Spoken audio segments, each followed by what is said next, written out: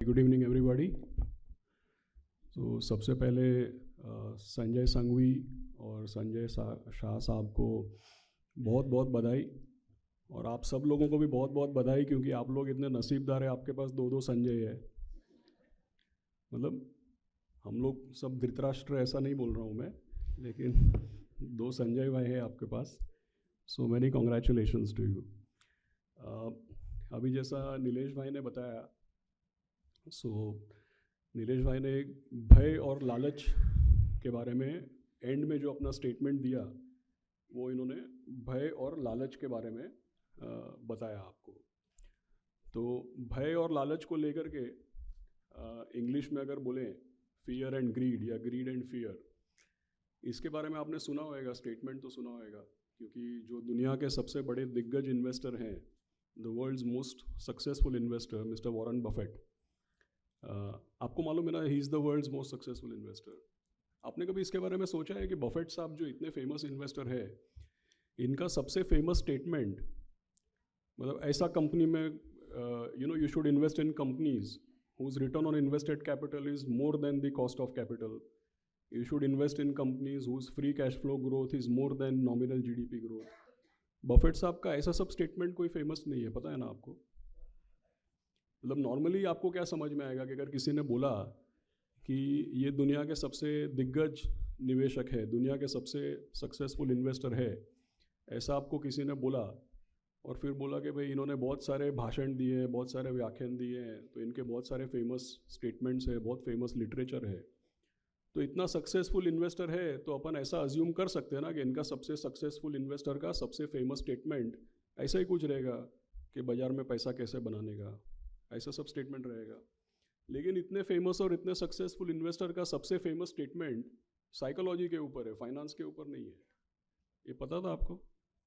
आपने सुना होगा कि उनका सबसे फेमस स्टेटमेंट जो उनको एट्रीब्यूट किया गया है, the most famous quote, he says that be greedy when others are fearful and be fearful when others are greedy.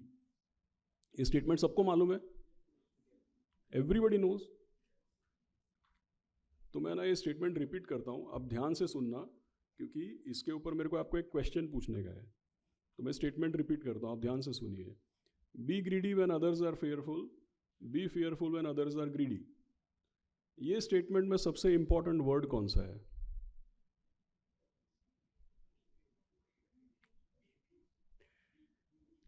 B. अच्छा, और अटेम्प्ट करिए आप, और कौन सा स्टेटमेंट है? सर ने पहले आंसर बोला, इसलिए बोला सर आप थोड़ा रुको एक मिनट।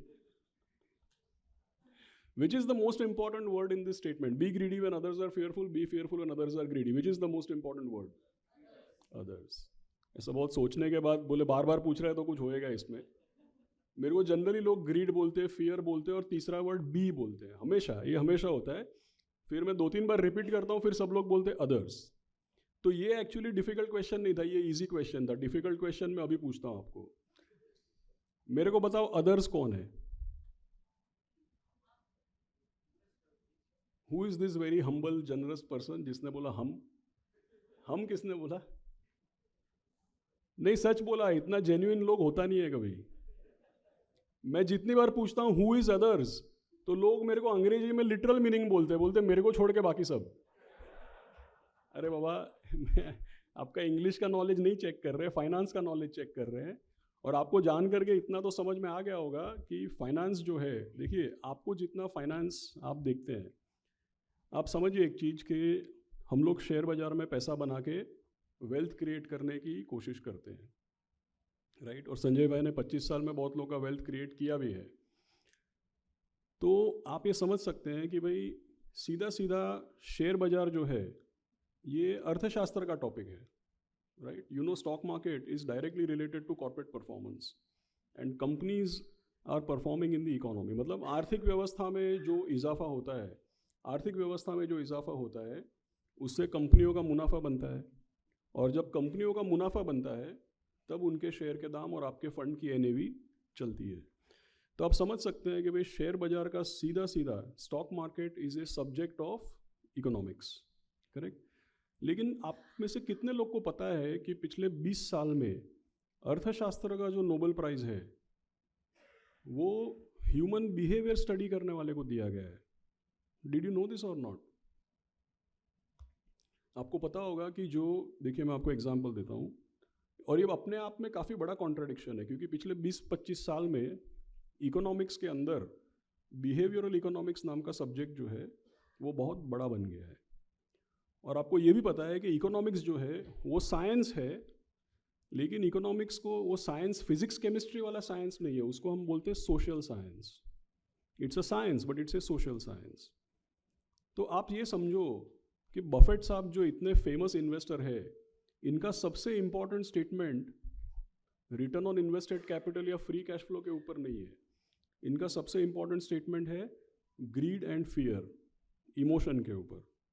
ठीक है, जो बड़े बड़े निष्णात लोग हैं, people who are very big economists, ये जो इकोनॉमिस्ट्स है पिछले 20 साल में इकोनॉमिक्स का नोबेल प्राइज इन लोगों ने ह्यूमन साइकोलॉजी स्टडी करने वाले को दिया है। अपने आप में ये बहुत बड़ा कॉन्ट्रडिक्शन है। आई डोंट नो आपने इसके बारे में सोचा है कि नहीं सोचा है। क्यों मैं आपको बोल रहा हूँ, क्योंकि जो इकोनॉमिक्स आपको स्कूल और कॉलेज में पढ़ाया गया है, आपको जो अर्थशास्त्र या इकोनॉमिक्स जो आपको पढ़ाया गया है ना स्कूल और कॉलेज में, उसमें एक सबसे बड़ा अजम्पशन ये होता है that human beings are rational and logical.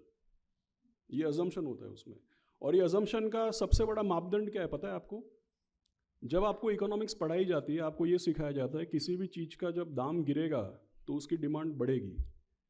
ऐसा सिखाया ना आपको? किसी चीज़ का दाम बढ़ेगा तो डिमांड गिरेगी, और दाम गिरेगा तो डिमांड बढ़ेगी। ऐसा सिखाया ना आपको? ऐसा होता है क्या? शेयर बाजार में ऐसा होता है कि दाम गिरेगा तो डिमांड बढ़ेगी? गोल्ड के भाव में ऐसा होता है कि दाम गिरेगा डिमांड बढ़ेगी? रियल एस्टेट में होता है? आपके रोलेक्स के घड़ी में होता है? आपके मर्सिडीज BMW में होता है? मोस्ट ऑफ द टाइम ऐसा नहीं होता है। क्यों? क्योंकि human beings are not rational and logical, human beings are emotional and psychological. तो पहले भी नोबेल प्राइज मिला है बहुत लोग को ऐसा बताने के लिए। हमको ये अजम्पशन किया कि human beings are rational and logical, और वो अजम्पशन करके हमको इकोनॉमिक्स पढ़ाने के लिए भी नोबेल प्राइज मिला है। और पिछले 20 साल में ये बताने के लिए नोबेल प्राइज मिला कि पहले वाले ने गलत बोला था, ऐसा कुछ होता नहीं है। Right? So you please understand why I am telling you all this. अभी आप टीवी खोल के देखेंगे, राइट? नीलेश भाई भी टीवी में होते हैं, कभी कभी हमको भी बुलाते हैं। आप टीवी में देखते हैं तो एक तो इतना सा खिड़की में हम लोग का मुंह होता है, उतना सा ही खिड़की में जो हमको इंटरव्यू करता है उसका भी होता है। बाकी पूरा टीवी स्क्रीन में क्या होता है आप मेरे को बताइए? नंबर, ग्राफ, चार्ट, कुछ लाल ब्लिंक कर रहा है, कुछ ग्रीन ब्लिंक कर रहा है। आपको लग रहा है किधर देखूं मैं? इसका बात सुन रहा है लेकिन नीचे टिकर है, उधर ग्राफ है, उधर चार्ट है। देखा आपने? आपको ऐसा लगेगा कि यार ये आदमी इधर बात नहीं कर रहा होता तो वाकई में रॉकेट चला रहा होता है ये एक्चुअली। ऐसा आपको लगेगा कि मतलब मतलब हम भी इंजीनियर है, MBA सब किया है, मतलब IIT, chartered accountant, IIM, lot of focus on the maths and science, right? जो फाइनेंस का सब्जेक्ट है, इन्वेस्टिंग का सब्जेक्ट है, आपको ऐसा प्रतीत होता होगा कि इसमें कितना गणित है, कितना मैथ्स है, it is so complicated, correct? लेकिन हकीकत क्या है मालूम है? जितना जताते हैं या जितना बताते हैं उतना कॉम्प्लिकेटेड मैथ्स और साइंस इसमें एक्चुअली है नहीं। आप चाहे उतना कॉम्प्लिकेट कर सकते हो उसको, लेकिन लॉन्गर टर्म में अगर आप देखेंगे तो कितना गणित है वो मैं आपको बताता हूँ पहले, और क्यों ये गणित बहुत ज़्यादा आपको ध्यान नहीं देना चाहिए वो भी मैं आपको बताता हूँ, राइट? तो इसमें गणित कितना है वो समझ लेते हैं पहले। कुल मिला के नीलेश भाई ने आपको आर्थिक व्यवस्था के बारे में बताया, राइट? आपको आर्थिक व्यवस्था के बारे में क्यों फॉलो करना चाहिए, और मैंने थोड़े समय पहले बताया कि आर्थिक व्यवस्था में इजाफा होने से कंपनियों का मुनाफा बढ़ता है, कंपनियों का मुनाफा बढ़ने से शेयर के दाम चलते हैं, उतना आपको इंटरेस्ट होना चाहिए। ये इंडिया का पिछले 32 साल का स्टॉक मार्केट का हिस्ट्री है, और बहुत सारा स्टॉक मार्केट का हिस्ट्री हम लोग 1992 के बाद शुरू करते हैं, क्योंकि तभी लिबरलाइजेशन हुआ ना, तो तब जाकर के काफ़ी सारे सेक्टर्स में प्राइवेट सेक्टर, फॉरेन इन्वेस्टमेंट, ये सब आया। उसके पहले मार्केट क्लोज था, तो आप कंपेयर नहीं कर सकते। इसमें 3 सर्कल है, आप देखिए बीच में एक ग्रे कलर का सर्कल है। जो ग्रे कलर का सर्कल है ना, वो ग्रे सर्कल आपको ये बता रहा है कि पिछले 32 साल में इंडिया का नॉमिनल GDP ग्रोथ लगभग 12.5% कंपाउंडेड है। नॉमिनल GDP ग्रोथ इसलिए देखते हैं क्योंकि समझो 6 से 7% GDP ग्रोथ और 4-5-6% महंगाई का दर होता है। तो चीज़ों के चीज़ वस्तुओं के दाम 12% 13% इस तरीके से, nominal GDP is the revenue growth, wage growth, वो सब इस पे निर्भर करता है। तो लंबे अरसे में इंडिया का नॉमिनल जीडीपी ग्रोथ 12.5% कंपाउंडेड है। We are blessed to live in a country, we are blessed to live in a country where GDP growth translates into corporate profit growth. ऐसा बाय द वे हमारे यहाँ पे हम assume करते हैं कि आर्थिक व्यवस्था में इजाफा होएगा तो कंपनियों का मुनाफा तो बढ़ेगा, और कंपनियों का मुनाफा बढ़ेगा तो हमारा फंड का एनएवी चलेगा। ऐसा हम, ये करेक्ट है ना? ये एक अजम्पशन है आपका, दुनिया के हर देश में नहीं होता है। So first of all you are blessed to be in a country where economic growth translates into corporate profit growth. क्यों, मैं आपको समझाता हूँ। देखिए, अगर पूरा का पूरा आपका इकोनॉमी है वो छोटे छोटे अनलिस्टेड कंपनीज हैं, अंडर डेवलप्ड है, इकोनॉमी के सबसे बड़े पार्टिसिपेंट समझो पब्लिक सेक्टर कंपनीज हैं, तो आर्थिक व्यवस्था में जो इजाफा है ना वो कंपनियों के प्रॉफिट में या शेयर बाजार में आपको नहीं दिखेगा। But in our country 32 years history is that economic growth actually translates into growth for companies profits. और कंपनियों का मुनाफा होगा तो शेयर के दाम चलेंगे और आपका एनएवी चलेगा। वो हमारे देश में हुआ है लेकिन वो भी जरूरी नहीं है। क्यों? क्योंकि कंपनियों का मुनाफा बढ़ेगा लेकिन स्ट्रॉन्ग रेगुलेशन नहीं है, लॉ ऑफ द लैंड नहीं है, इंस्टीट्यूशंस नहीं है, फाइनेंशियल मार्केट नहीं है, प्रमोटर को छोटे शेयर होल्डर के लिए कोई इज्जत नहीं है। ऐसा सब अगर होगा तो कंपनियों का मुनाफा तो बनेगा लेकिन शेयर का दाम और एनएवी आपका नहीं चलेगा। सो first of all all of us, and bye the way India, US और थोड़े यूरोपियन कंट्रीज को छोड़ के मोस्ट कंट्रीज में ये रूल एक्चुअली नहीं वर्क कर रहा है। It's a fact, correct? So first of all, we are blessed to be in a country where this economic framework and financial framework is actually functioning. Second important point is, ये data आपको बताता है कि जितना आर्थिक व्यवस्था में जैसे जीडीपी ग्रोथ इज 12.5% कंपाउंडेड, बड़ी बड़ी कंपनियों का, सेंसेक्स की कंपनियों का अर्निंग ग्रोथ भी लगभग 12 से 12.5% कंपाउंडेड पे रफ्तार से ग्रो हुआ है। And Sensex itself has compounded approximately 12% plus dividend yield, मतलब लगभग 14%। तो कितना लंबे अरसे में कितना गणित आपको पता होना चाहिए मैंने बता दिया आपको, राइट? हम लोग सब लोग, भारत का अमृतकाल आएगा, इंडिया का इकोनॉमी ग्रो करेगा, ये सब चीज़ों का इंटरेस्ट क्यों लेते हैं? इंटरेस्ट इसलिए लेते हैं because our returns are linked to economic performance, correct? ये गणित अपने को पता होना चाहिए। लंबे अरसे में मार्केट में एक ही गणित चलता है, in the long term in the market. And see, हम लोग क्या कर रहे हैं, वी आर मैनेजिंग पोर्टफोलियोज। हम लोग 1 शेयर 2 शेयर 3 या 4 शेयर की बात नहीं कर रहे हैं यहाँ पे। अगर आपके पोर्टफोलियो में 1 2 3 या 4 शेयर है ना, तो वो 3 या 4 कंपनियों के परफॉर्मेंस पे डिपेंड करता है। फिर आपका इकोनॉमी, पोर्टफोलियो, इंडेक्स, वो सब आपके लिए रेलेवेंट नहीं है। तो ये गणित आपको पता होना चाहिए, right? This is one thing. दूसरा चीज़ ये है, ये जो मैंने आपको लॉन्ग टर्म चार्ट मैंने आपको जो लॉन्ग टर्म चार्ट बताया ना, इसका भी अभी अलग तरीके से, ये सेम चार्ट है, आपको जान के आश्चर्य होगा, ये सेम चार्ट है। ये चार्ट क्या बताता है पता है आपको? इसमें नीचे हर साल का टाइमलाइन है, 2002, 3, 4, 5, 6, 7, हर साल का टाइमलाइन है। इसमें हर साल का 2 बार है, एक ब्लू बार है, एक ग्रीन बार है, एक पीछे भी है, वो बाद में, अभी इधर आप ध्यान दीजिए। एक ब्लू बार है, एक ग्रीन बार है। हर साल में जो ब्लू बार है वो आपको ये बताता है कि उस साल में सबसे हाईएस्ट लेवल से लोएस्ट लेवल तक खराब से खराब मार्केट कितना गिरा, what we call draw down in any given calendar year. What is the worst draw down, that is what the blue bar tells you. आप देख सकते हैं कि हर साल में एक ब्लू कलर का बार है, हर साल एक बार मार्केट नीचे गिरा है। और जो ग्रीन बार है वो आपको ये बताता है कि intra year high low draw down वो सब साइड पे रखो, पहले जनवरी से 31 दिसंबर अल्टीमेटली मार्केट कहाँ पे जाके बंद हुआ। तो आपको ये समझ में आएगा कि भाई हर साल ऊपर के लेवल से मार्केट गिरता है, क्योंकि हर साल में एक नेगेटिव में ब्लू बार है। बहुत सारे सालों में ग्रीन बार भी नेगेटिव है, लेकिन मोटा मोटी आप देखेंगे तो ग्रीन कलर का बार पॉजिटिव है। मतलब कि generally ultimately on a yearly basis market tends to ultimately close positive. हम किसी को 1 ईयर के लिए इन्वेस्टमेंट करने को बोलते नहीं है, लेकिन ये जो अभी मैंने आपको 2 चीज़ समझाया।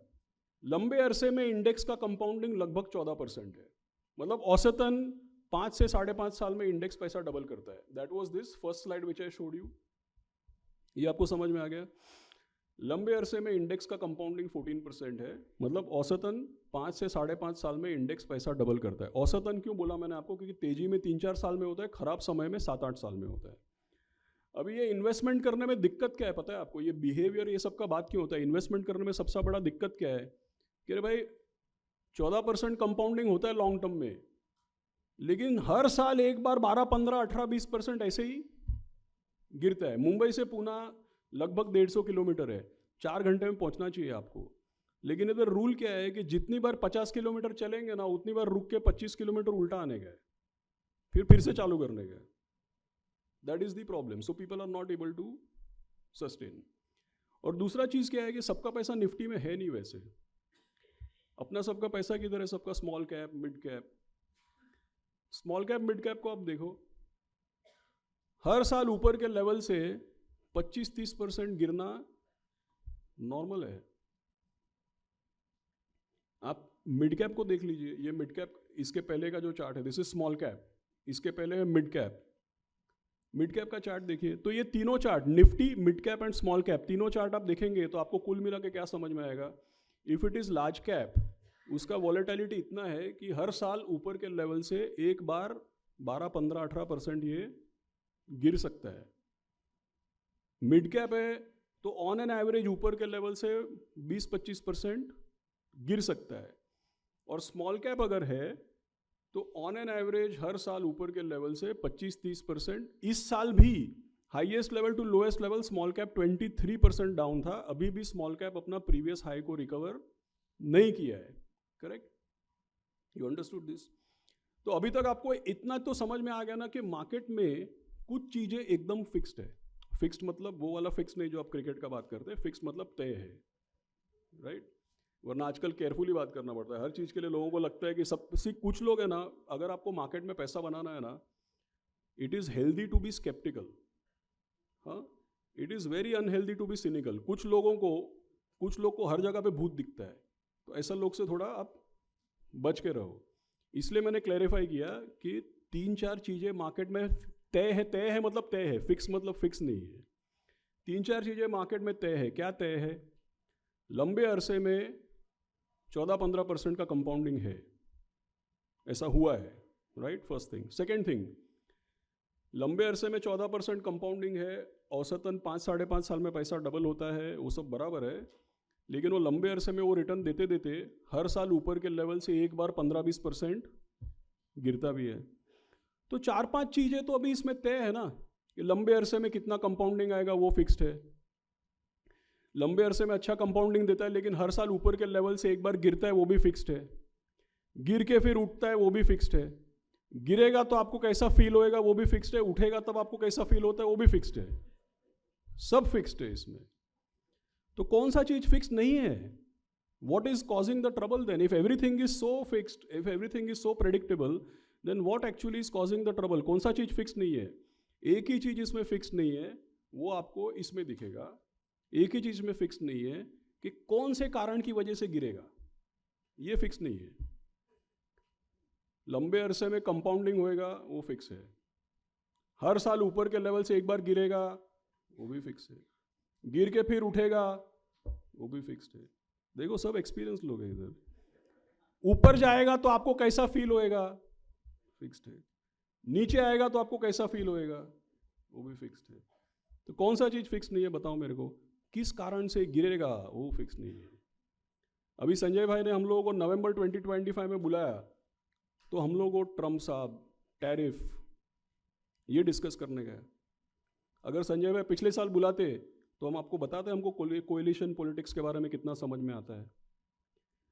अगर 2024 के बदले 2023 में बुलाते तो हम आपको बता दें कि भाई स्टेट इलेक्शन का आप चिंता मत करो, इजराइल और ईरान में हमारा क्या लेना देना है.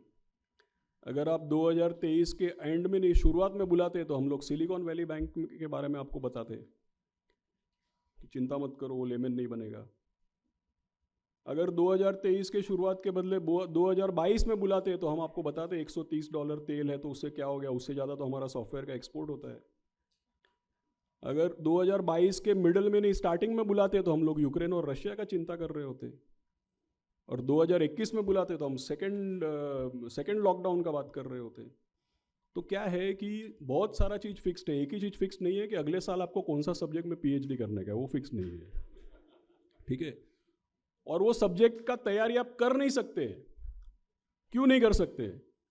आप मेरे को बताओ, अगले बार संजय भाई ये मीटिंग करेंगे तो कौन सा टॉपिक पर डिस्कशन होएगा, बताओ मेरे को। आप अगर मेरे को जवाब दे दिए ना तो वो टॉपिक ऑफ डिस्कशन रहेगा नहीं, उसको मार्केट बोलते हैं। See, if you already know what will make the market fall, let me tell you, that is not going to make the market fall. Market never reacts to what people know. Market only reacts to what people don't know. And what you don't know, you don't know. So you only know that yes, for some or the other reason, market will fall. That you know. But in the long term, market will follow the earnings. That also you know. And in our country, for 32 years इतना discussion करने के बाद 32 years में कभी 5%, कभी 4%, कभी 7%, कभी 8%, कभी 6%, ऐसा जीडीपी ग्रो होता है। So sometimes the market out runs the earnings, sometimes the market is behind the earnings, right, and that causes. So behaviour का ये मैं क्यों ये सब बोला आपको, क्योंकि जितना लोग बताते जताते हैं, आपको गणित पता होना चाहिए, लेकिन जितना जताते उतना इंपॉर्टेंट एक्चुअली है नहीं। जितना गणित इंपॉर्टेंट है उतना गणित आपका इमोशनल कंट्रोल है। इसलिए इकोनॉमिक्स का नोबेल प्राइज भी साइकोलॉजी वाले को दिया है, क्योंकि अभी ऐसा इकोनॉमिस्ट ने भी मान लिया कि behaviour is more important than actually just knowing the maths. और बहुत वॉरेन बफेट साहब और चार्ली मंजर साहब के एक तीसरे पार्टनर भी थे, रिक समथिंग इनका नाम था, मैं नाम भूल गया। इनके तीसरे पार्टनर भी थे, वो भी इनके जितने ही स्मार्ट थे। Nobody knows him, you know why? Because he betted so heavily in the market that he lost everything. He had no emotional control. He became greedy. This is a fact. You can chat GPT or Google, you can find out there was a third partner who nobody knows. Okay? So, emotion and control on emotion is most important. The second important thing is that एक अंग्रेजी में कहावत है, देखिए क्या होता है, अभी मैं आपको डेटा के साथ बोलता हूँ। म्यूचुअल फंड इंडस्ट्री का डेटा था सितंबर 2024 में म्यूचुअल फंड इंडस्ट्री में सबसे ज़्यादा पैसा गया सेक्टर फंड और थीमेटिक फंड में। 23,000 करोड़ आया, 10,000 करोड़ निकला। 13,000 crore rupees went into sector funds and thematic funds सितंबर 2024 में, ठीक है। सितंबर 2025 में क्या हुआ मालूम है? सबसे ज़्यादा पैसा किस में आया? तो सितंबर 2025 में सेक्टर फंड और थीमेटिक फंड में जितना आया उतना निकला, बचा खाली 1,000 करोड़। तो आप मेरे को बताओ सितंबर 2025 में सबसे ज़्यादा पैसा कौन से सेक्टर में आया म्यूचुअल फंड इंडस्ट्री में? गोल्ड में। तो मेरा आपको लिमिटेड मैसेज ये है, इंग्लिश में एक कहावत है, मतलब वो कहावत है कि नहीं पता नहीं, मेरे को समझो, मैंने ही बोला है। It says that you have to shoot where the rabbit will be. समझा? ऐसा meaning we have no, this is मतलब there is no animal which has been hurt in the production of this conference, हाँ। ऐसा कोई इसमें, I don't mean any disrespect, आपको वाकई में कभी खरगोश का शिकार नहीं करना चाहिए। एक आदमी किया तो कुछ बैंड्रा में था, वो अभी भी तकलीफ में है, ऐसा कुछ करना मत। I am only telling you, you have to shoot where the rabbit will be. What it means? It means nothing because you don't know where the rabbit is going to go. But definitely it means that don't shoot where the rabbit was 2 years back. उतना समझ में आया?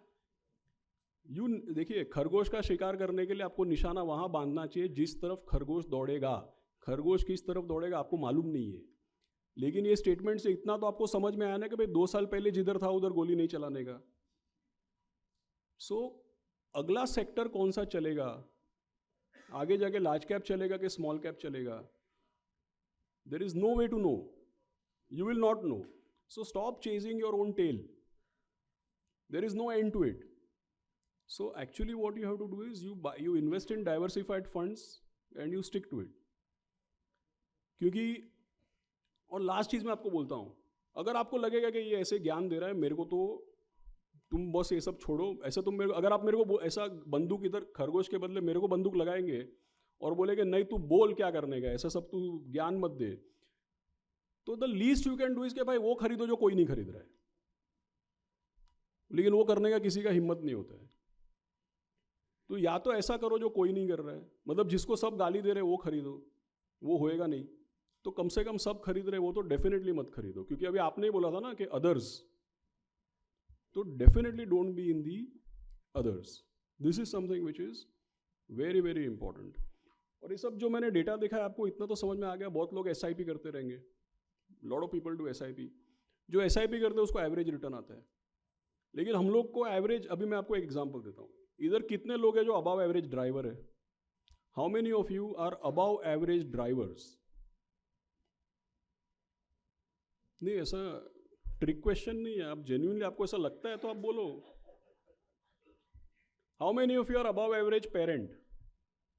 How many of you are above average businessman? अभी उन लोग क्या है मालूम है, सबको लगता है कि ये सब पूछा है मतलब कुछ ट्रिक है इसमें, जवाब नहीं दे रहे। There is enough research to say that when you ask an audience, how many of you are above average driver, 70 to 80% of the people will raise their hand. Tell me, is it practically possible that 70-80% of the people are above average? It cannot be, no? It is not possible. Correct? But how do you get above average return? Because everybody are, how many of you are above average investor? बताओ मेरे को. How many of you are above average investor? अभी जो 3 लोग को ऐसा जोरदार confidence है ना, वही हाथ ऊपर कर रहा है, बाकी सब लोग सोच में पड़ गए हैं। The point is that whatever I ask, most people will say yes, because the general belief is that I am better than the other people. But how do you get above average return? See, if you do SIP, you get average return. The only way to get above average return is to make a rule in your head. If you are invested in a small cap fund, how will you get above average return?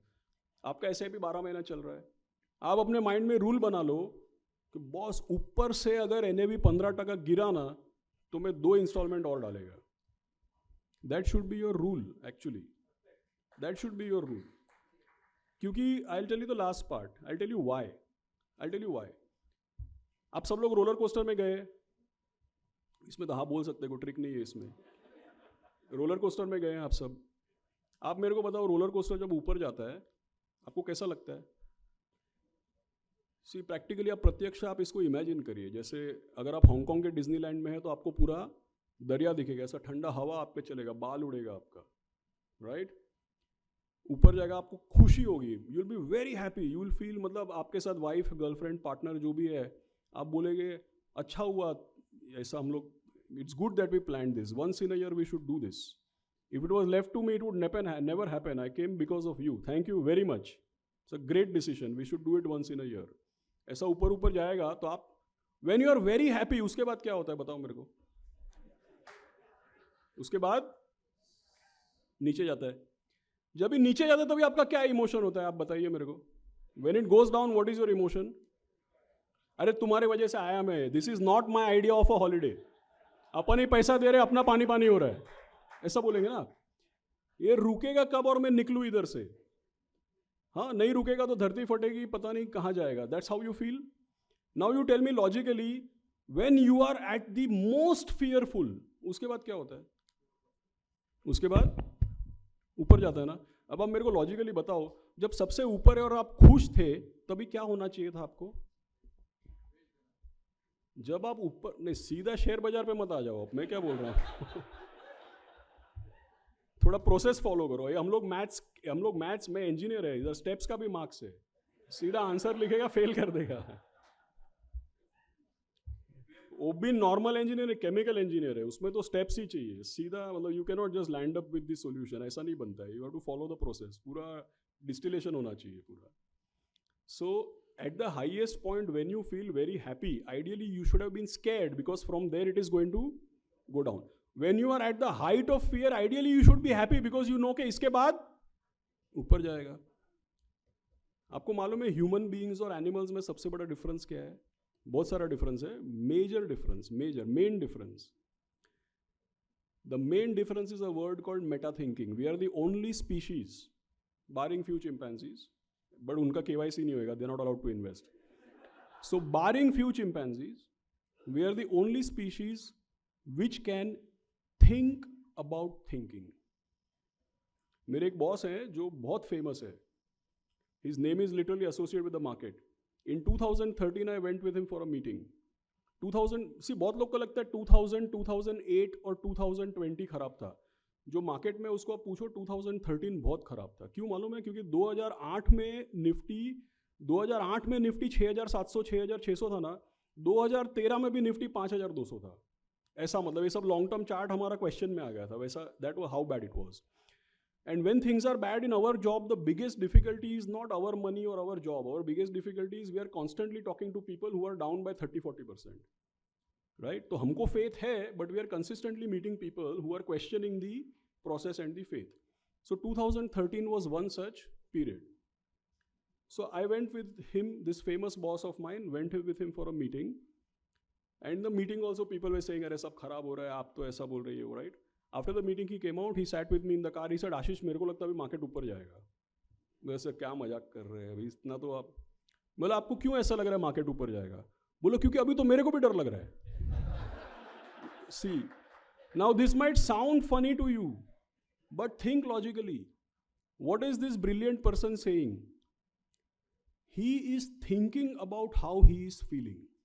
And he knows that in the last 40 years when a Teflon coated guy like me has got fearful, मतलब ते अभी तो हद हो गई है.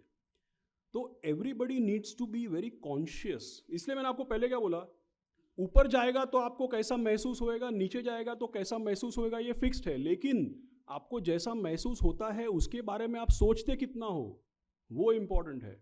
इसलिए मैंने आपको बोला रोलर कोस्टर के बारे में. रोलर कोस्टर जब सबसे ऊपर होता है आप खुश होते हो. आपको मालूम होना चाहिए कि जब भी रोलर कोस्टर ऊपर होता है और मुझे खुशी होती है, उसके बाद क्या होता है. तो तभी आपको अपने थिंकिंग को ओवर पावर करके एक्चुअली डरना चाहिए. करेक्ट. और जब वो नीचे जाता है आपको डर लगता है ना, बट आपको मालूम है कि जब आपको सबसे ज्यादा डर लगता है उसके बाद तो वो ऊपर जाता है. तो तभी भी आपको अपने थिंकिंग के ऊपर और एक लेयर ऑफ थिंकिंग होना चाहिए ना. The beauty about human beings is that we are the only species which can handle stock market, because we are the only species which can think and analyze how we think and feel. दूसरे सब प्राणी अगर stock market में जाते ना तो market खाली ऊपर जाता या खाली नीचे जाता, वो लोग एनालाइज नहीं कर सकते. why there is a market? Because we are able to analyze. And why we are able to analyze? Because we can think how we are thinking. So be very mindful of how you are. ये सबको है ना हम लोग air conditioned है, Friday evening है, इसको हम लोग बोलते हैं, साइंस स्टूडेंट इसको बोलते हैं कंट्रोल्ड एनवायरनमेंट.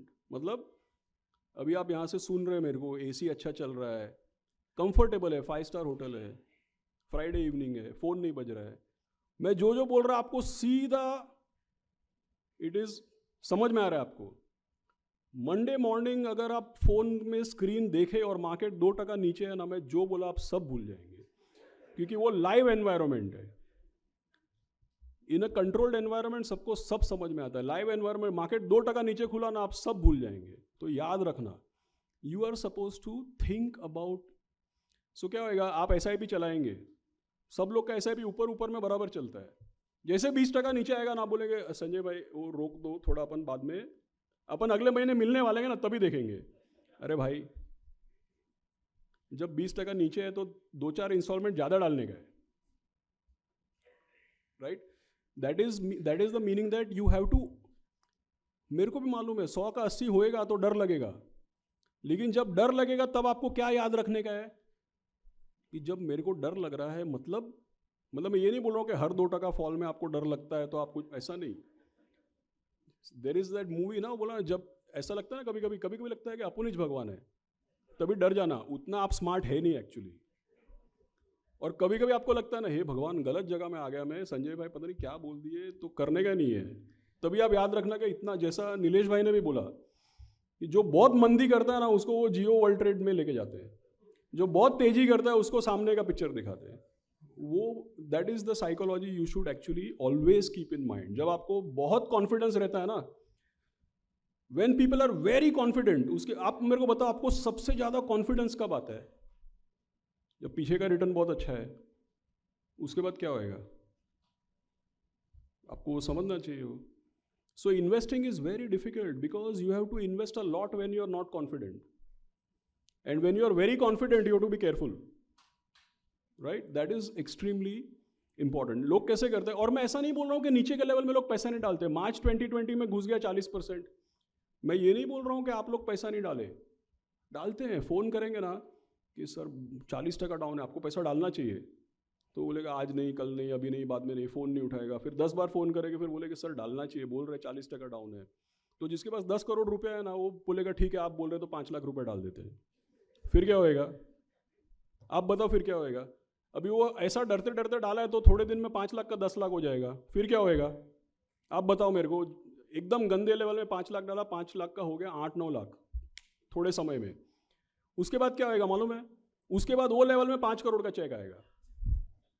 फिर क्या रिटर्न बनेगा? 5 लाख के ऊपर 50% रिटर्न बनेगा और उसके 5 करोड़ के ऊपर 60% बनेगा. फिर आप बोलेगे मजा नहीं आया. मार्केट में मजा आता नहीं है, लेना पड़ता है.